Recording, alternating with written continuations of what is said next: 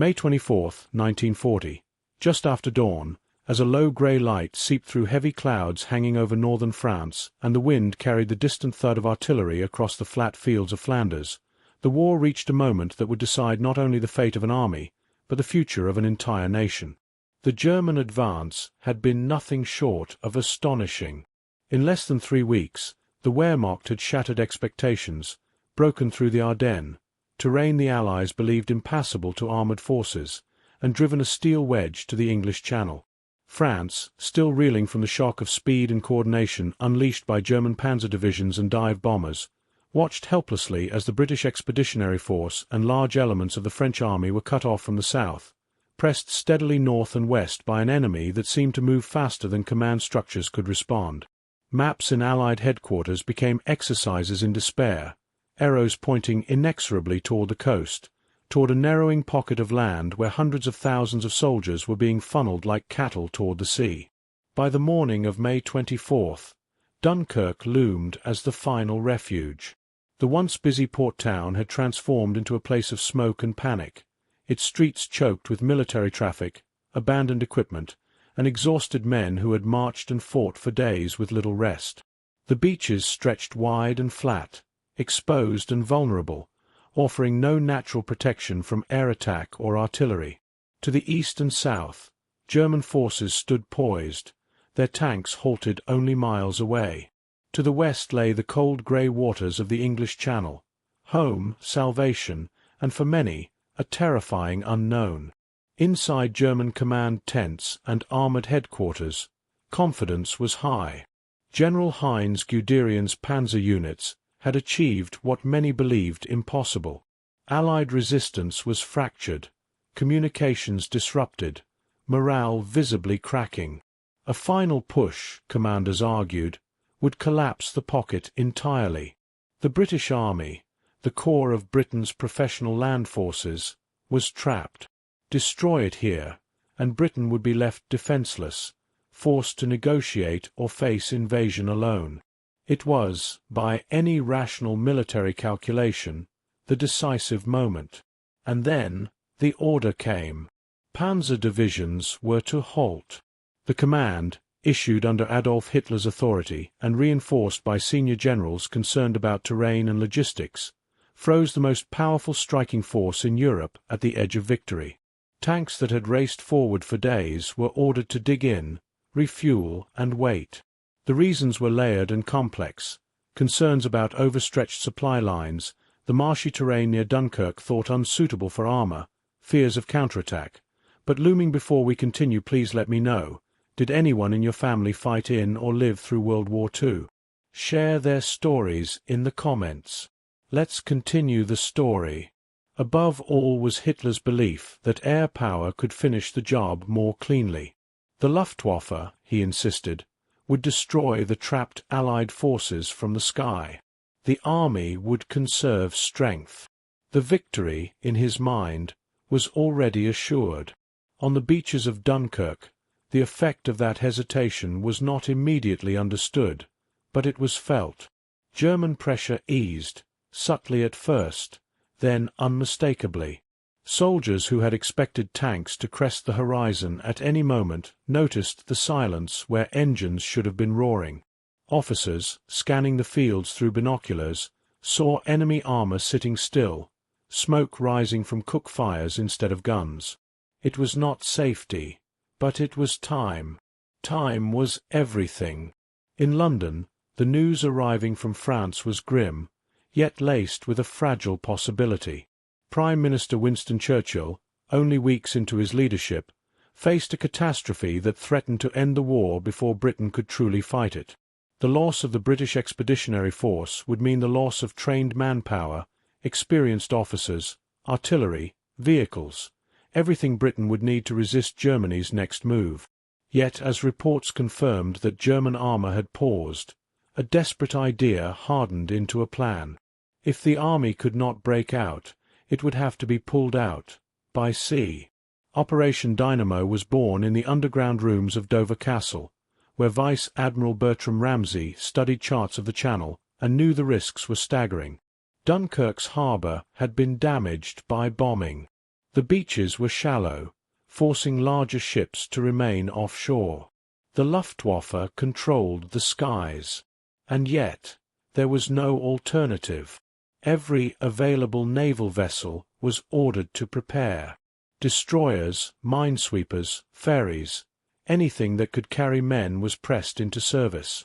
The Royal Navy would do what it could, but it would not be enough. That is when Britain turned to its civilians. Across the southern coast of England, the call went out for small boats, yachts, fishing trawlers, river launches, lifeboats, pleasure craft. Men who had never imagined sailing into a war zone fueled their engines, checked their hulls, and pointed their bows toward France. Some were commandeered by the Navy. Others were sailed by their owners. They crossed under threat of air attack, guided by smoke on the horizon and the dull thunder of bombs falling inland. For many, it was the most dangerous journey of their lives. Back in Dunkirk, the evacuation began under conditions that defied belief. Long lines of soldiers stretched across open sand, waiting patiently, quietly, knowing that any moment could bring strafing aircraft or explosions. Discipline held, not because of orders, but because panic would doom them all. Officers moved among the men, offering calm words they barely believed themselves. Above them, RAF fighters clashed with German aircraft in desperate dogfights, thin lines of vapor carving the sky as pilots fought to buy minutes, even seconds, of safety. The Luftwaffe struck hard, but not decisively. Bombs fell on ships, on the harbor, on the town itself, setting buildings ablaze and filling the air with smoke so thick it blotted out the sun. Yet the attacks were fragmented, uncoordinated by the standards required to annihilate an evacuation of this scale. Aircraft had to fly from distant bases. Weather interfered. British fighters harassed bombers relentlessly. And critically, the beaches, where most of the soldiers stood, proved harder to destroy than expected. Men could scatter. They could lie flat. They could wait. German commanders at the front grew uneasy. The longer the halt continued, the clearer it became that something was slipping away. Reports came in of ships shuttling back and forth, of soldiers disappearing from the shoreline. Requests to resume the advance were sent up the chain of command. They were denied or delayed. Hitler remained convinced the Luftwaffe would finish the task. Hermann Göring assured him it would. Day after day, the evacuation accelerated. By May 26th, thousands were being lifted off the beaches daily. By the 28th, tens of thousands. Destroyers worked themselves to exhaustion, ferrying men under fire, their decks packed shoulder to shoulder with soldiers who stared silently at the sea they had crossed to fight and now crossed again in retreat. When larger ships could not reach shore, small boats took over, shuttling men from beach to ship in endless, perilous loops. Some were hit. Some sank. Others limped back riddled with shrapnel, their crews bloodied but determined. On land, French units fought rearguard actions to hold the perimeter, buying time at immense cost.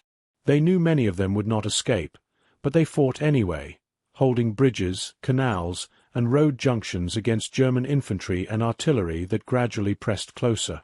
Their sacrifice slowed the inevitable long enough for the evacuation to continue. In Berlin, confidence began to crack. The victory that had seemed so certain was no longer clean. The enemy was not destroyed. He was slipping away. By the time German armor finally resumed its advance in earnest, it was too late. The beaches were already thinning. Ships came and went through smoke and fire. The window had closed. When the last Allied troops were pulled from Dunkirk in the early hours of June 4th, approximately 338,000 soldiers, British and French, had escaped capture. They left behind almost all their heavy equipment. They returned battered, shaken, and exhausted. But they returned alive. Hitler's halt order, born of overconfidence and miscalculation, had transformed a complete military victory into a strategic failure.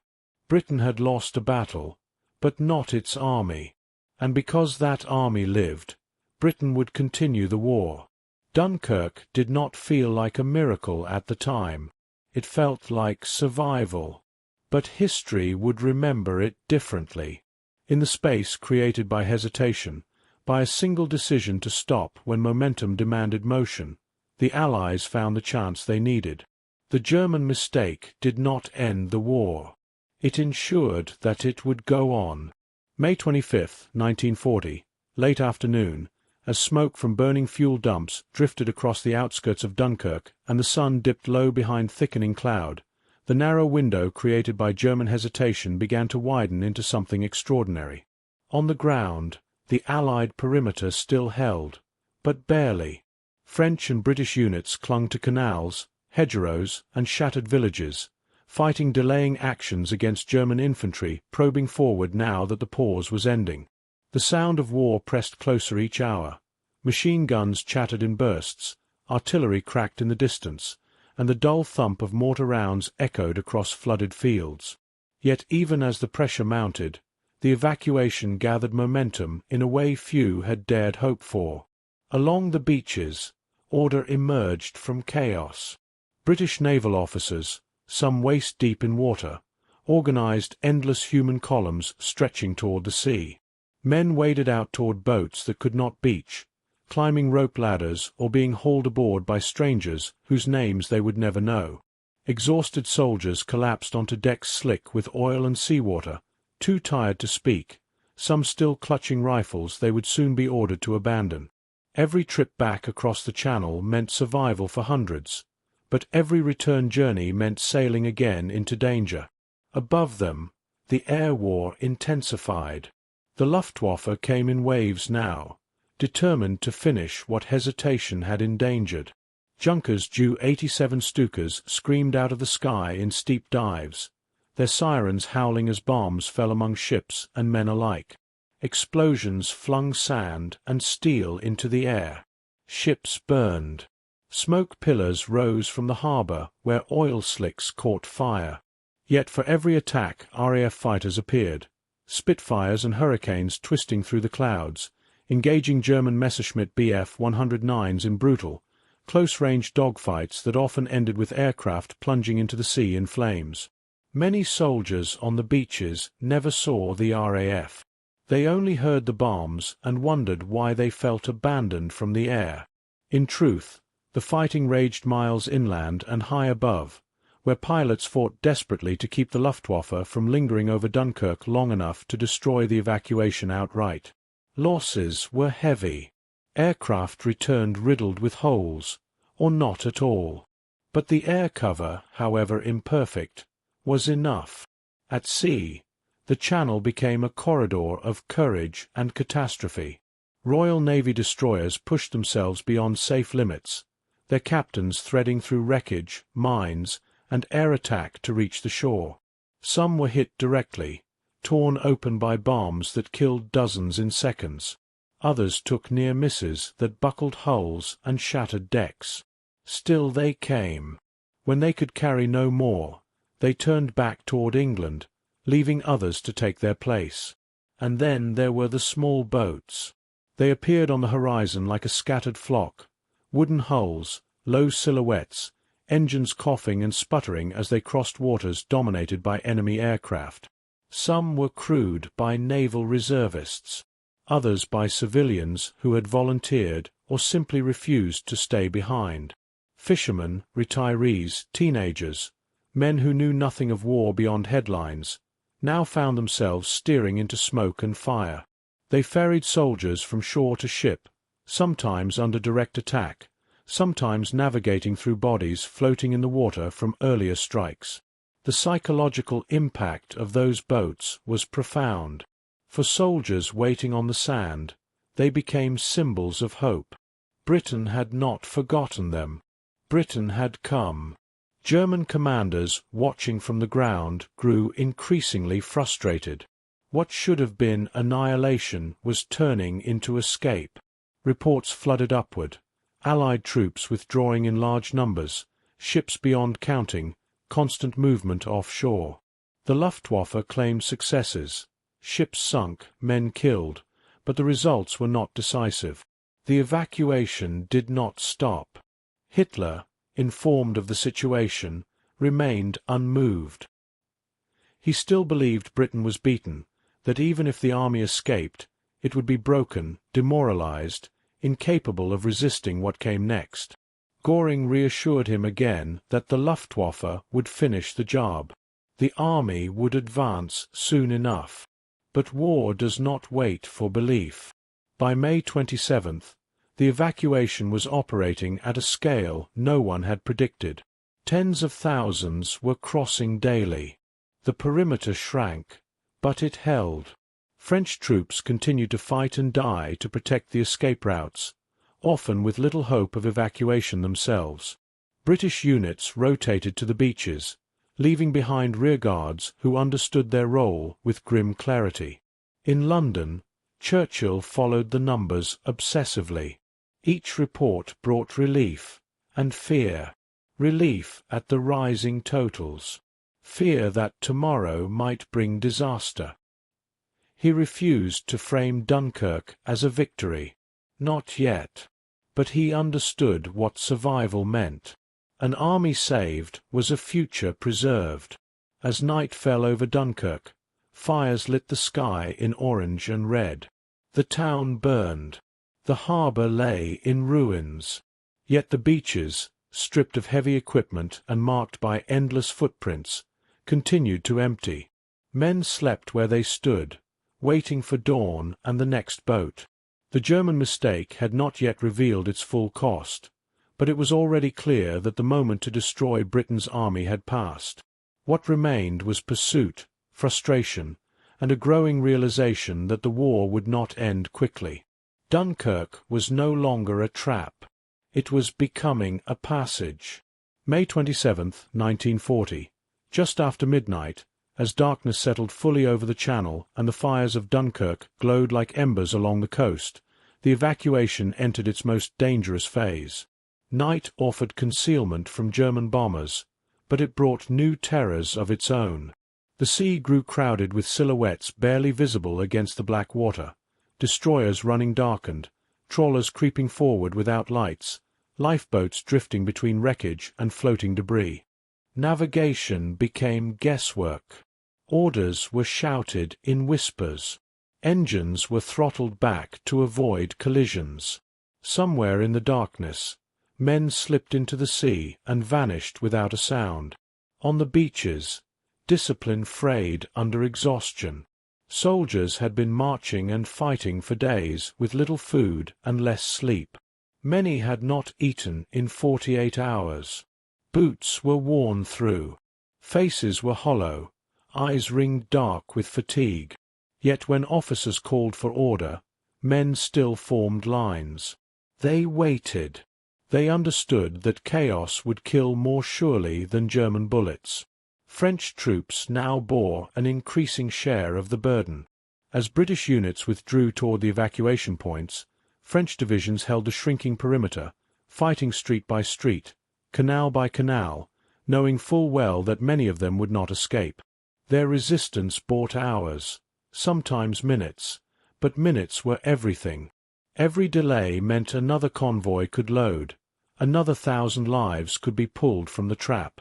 German artillery finally began to range the beaches. Shells screamed in from inland positions, bursting among the waiting ranks, ripping through sand and flesh alike. Men scattered, then regrouped. Medical orderlies worked frantically, often with nothing more than bandages and morphine, forced to decide in seconds who might live and who could not be moved. Wounded men were prioritized for evacuation when possible, though many insisted others go first, convinced they would slow things down. At sea, losses mounted. A destroyer struck a mine and broke apart in seconds, its stern vanishing beneath the waves while survivors clung to wreckage amid oil and fire. A hospital ship, clearly marked, was hit by bombs and capsized, the red crosses offering no protection from the sky. Small civilian boats were strafed mercilessly, their wooden hulls splintering under machine gun fire. Still, more boats came. RAF night fighters attempted to intercept German bombers, but the darkness favored the attackers. Flares drifted down, bathing the beaches in harsh white light, freezing men in place as bombs followed. The sand erupted again and again. Fires spread unchecked. Dunkirk itself became a skeleton of stone and smoke, its streets impassable, its port destroyed beyond use. Evacuation now depended almost entirely on open beaches and makeshift piers built from abandoned vehicles and wreckage.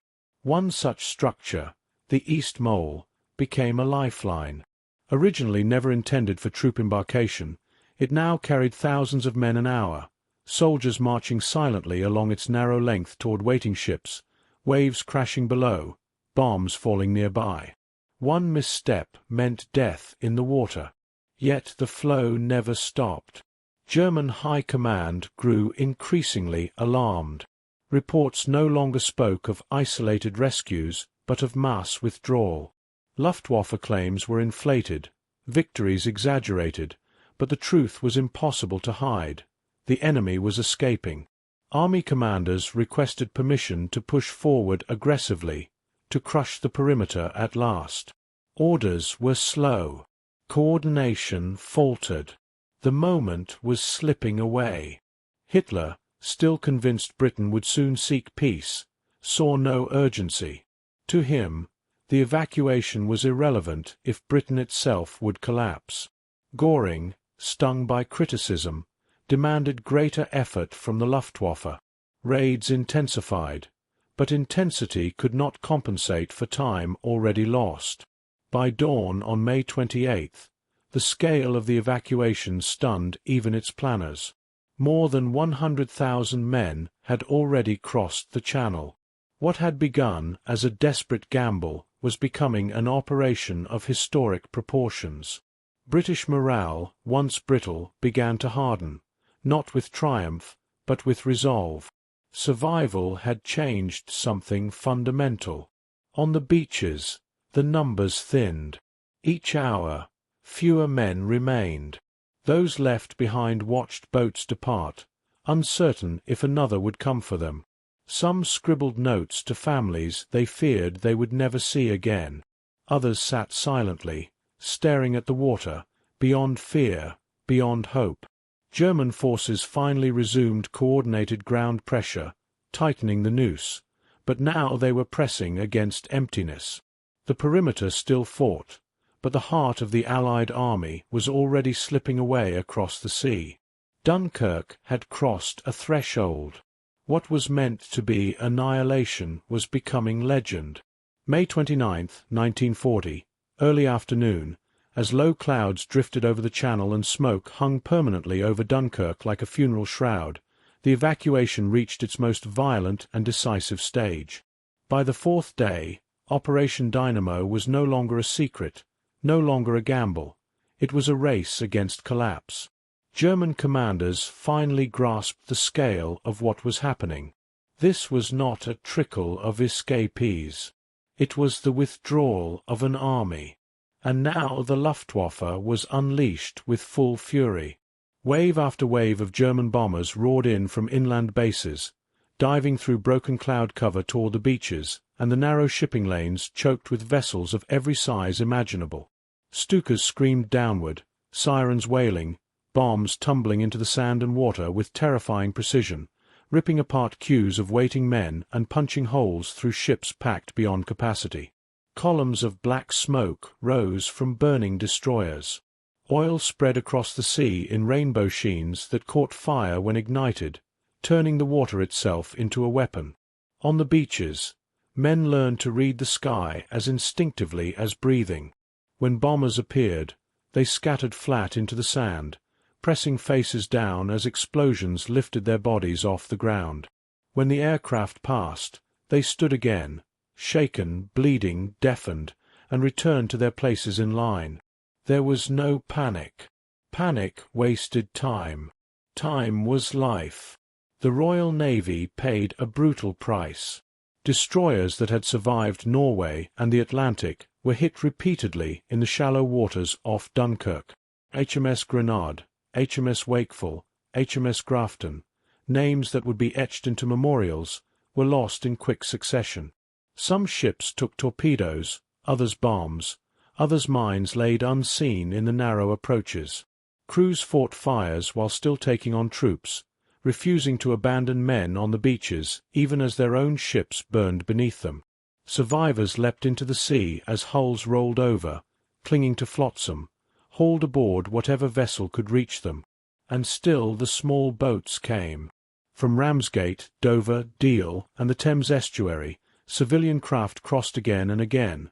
Sailing yachts, river launches, fishing smacks, lifeboats, many crewed by men who had never been under fire before this day. They had no armor, no weapons, no protection except speed, luck, and determination. Some froze in terror as bullets stitched the water around them. Others pressed on, eyes fixed ahead, ignoring the chaos. Many would never return, but they kept coming.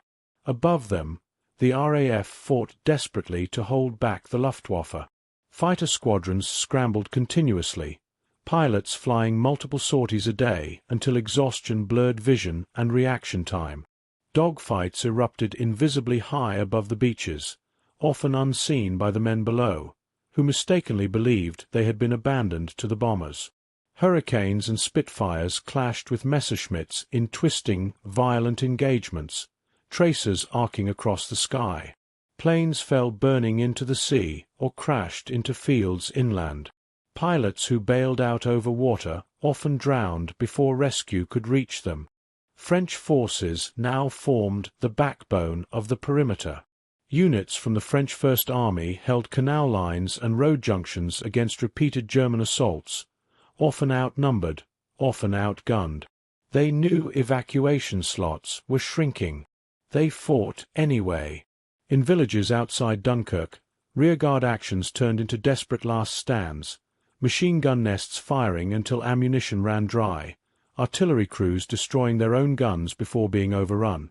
Their sacrifice bought time measured in hours, but those hours saved tens of thousands.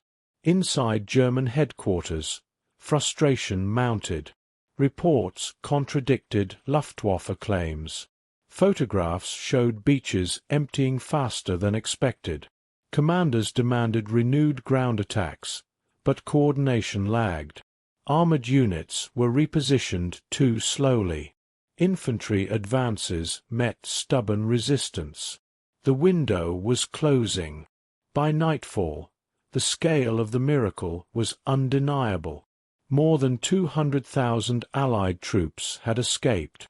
What had been predicted as a few thousand now threatened to become a strategic disaster for Germany. Britain, far from being broken, was stiffening. The army lived. The war would go on.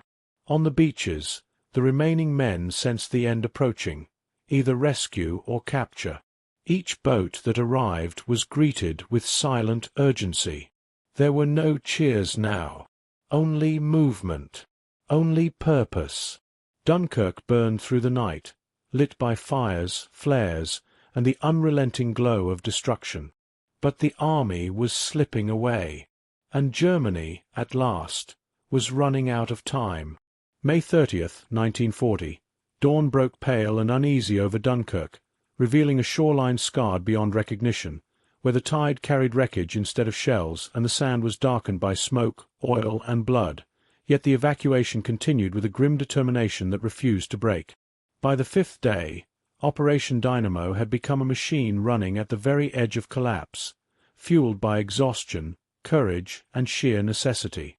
The beaches were thinner now, fewer men waiting, fewer ships arriving, but the danger was greater than ever, because the Luftwaffe had refined its attacks, striking choke points with brutal accuracy. Bombers focused on the eastern mole, the long concrete arm jutting into the sea that had become the evacuation's lifeline. Thousands of soldiers shuffled along it in tight formation, exposed, slow-moving, perfect targets from the air. Bombs fell close enough to throw men into the water. Some drowned under the weight of their packs. Others were pulled back up by strangers who never learned their names. The Royal Navy was nearly at breaking point. Crews had been at sea for days with little sleep, running damaged ships back and forth across the Channel under constant threat. Some destroyers returned to Dover with their decks warped by fire, hulls patched with crude repairs, engines coughing and unreliable, but they were turned around again within hours. There was simply not enough ships. Every vessel that could still float was pressed into service. Civilian boats continued to astonish the Navy. Many were now being crewed by naval ratings who had commandeered them in English harbours, but others were still piloted by their owners. Fishermen, shopkeepers, retired sailors, men who refused to stop crossing until fuel or luck ran out. They manoeuvred through burning water, dodged strafing runs, and pulled soldiers aboard until decks sat inches from flooding. Some boats returned with more men than they were ever designed to carry. Some never returned at all. On land, the French rear guard fought its final delaying actions.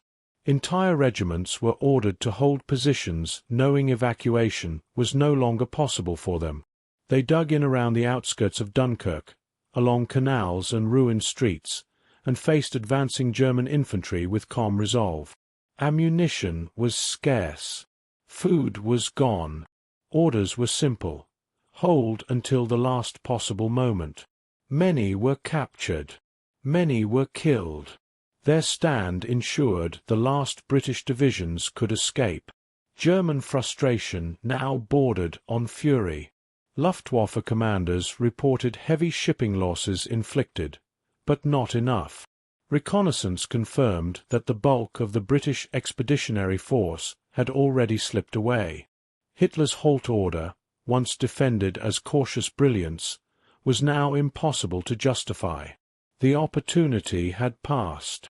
What should have been a war-ending victory was dissolving into a strategic failure of historic scale.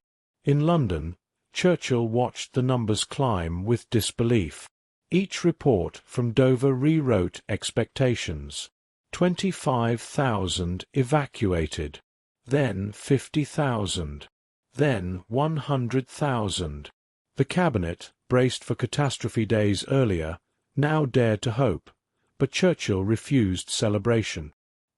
He understood the truth. An army had been saved, but all its heavy equipment was gone.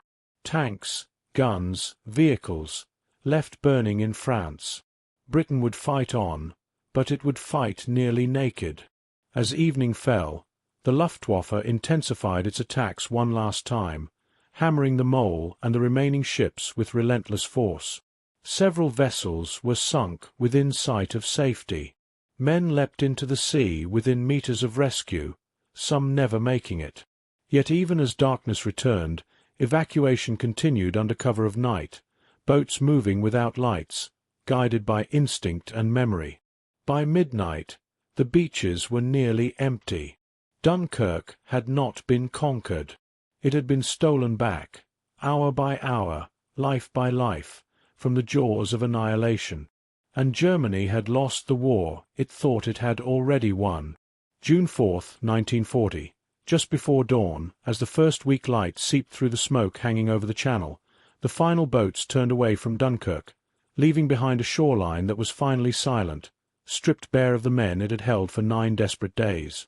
Part 6 unfolded not with gunfire, but with absence.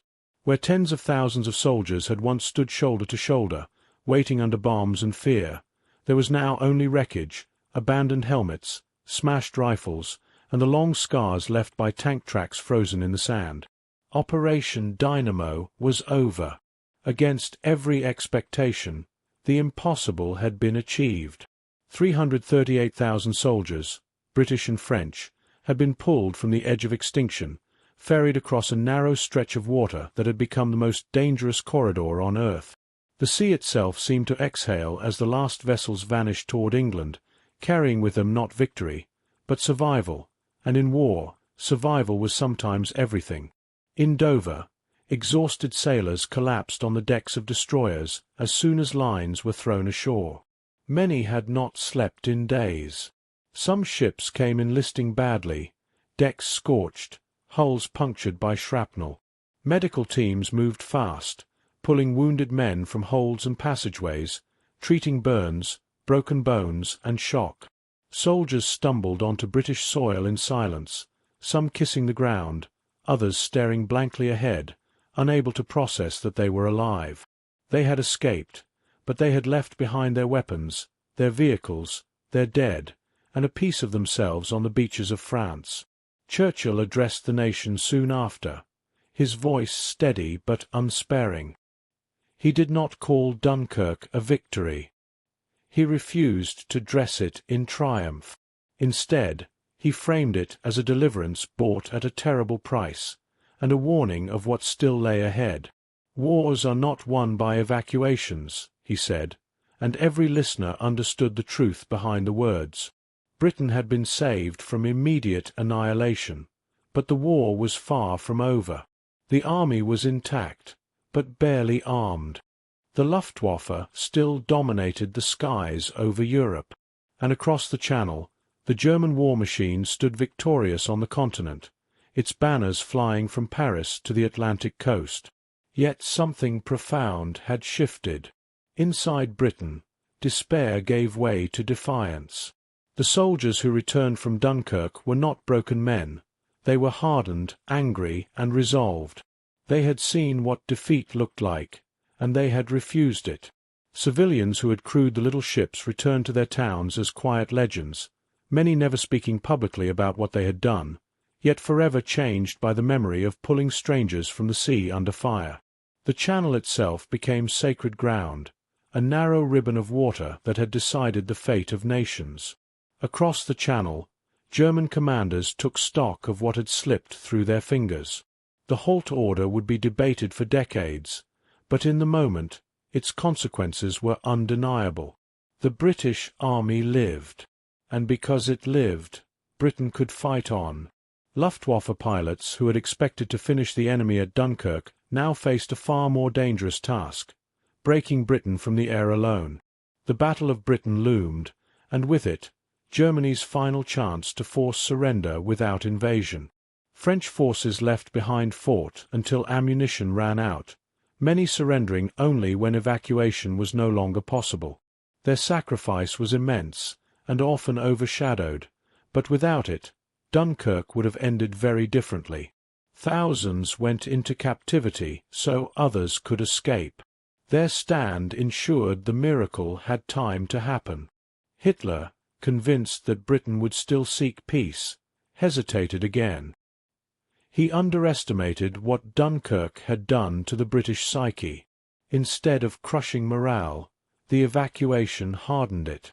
The nation that should have collapsed stood more united than ever. And when peace overtures failed to materialize, Germany was forced into a battle it had not fully prepared for, a war of air and endurance against an island that now knew it had nothing left to lose. Dunkirk reshaped the war not through firepower, but through consequence. It preserved the core of the Allied land forces that would later return to Europe, at El Alamein, in Italy, and finally on the beaches of Normandy. The men who would land on D-Day included thousands who had once stood ankle-deep in the cold waters of Dunkirk, waiting for rescue. They remembered, and they returned. The German mistake was not merely tactical. It was psychological. It allowed the Allies to live when they should have died, to regroup when they should have shattered, and to believe, against all odds, that survival could become victory. Dunkirk became a symbol not of retreat, but of resolve. A moment when the war could have ended in 1940, but didn't, because one order was delayed, because one choice was wrong, because the sea was crossed again and again by men who refused to give up. Dunkirk did not end the war, but it ensured the war could still be won. Write the ending. And so Dunkirk closed not with the thunder of victory, but with the quiet certainty of survival, a truth that would echo through every year of the war that followed. Britain stood alone, stripped of weapons but not of will, alive when it had been meant to die, breathing when history had prepared its grave. The men who escaped carried more than exhaustion and trauma back across the Channel. They carried proof that fate could be resisted, that disaster could be endured without surrender.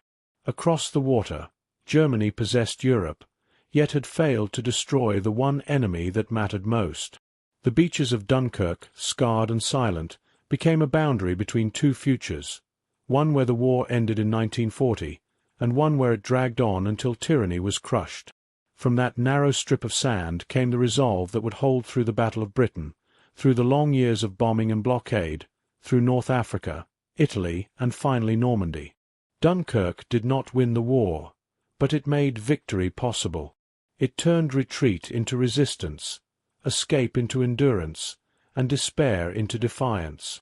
History often hinges not on battles won, but on catastrophes survived, and on those beaches, under fire and smoke, the Allies survived.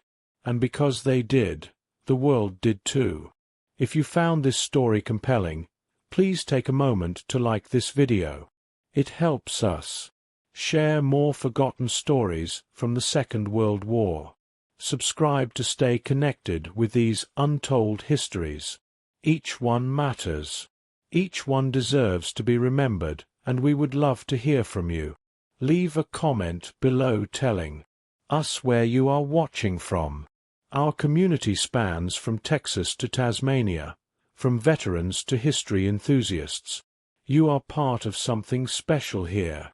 Thank you for watching, and thank you for keeping these stories alive.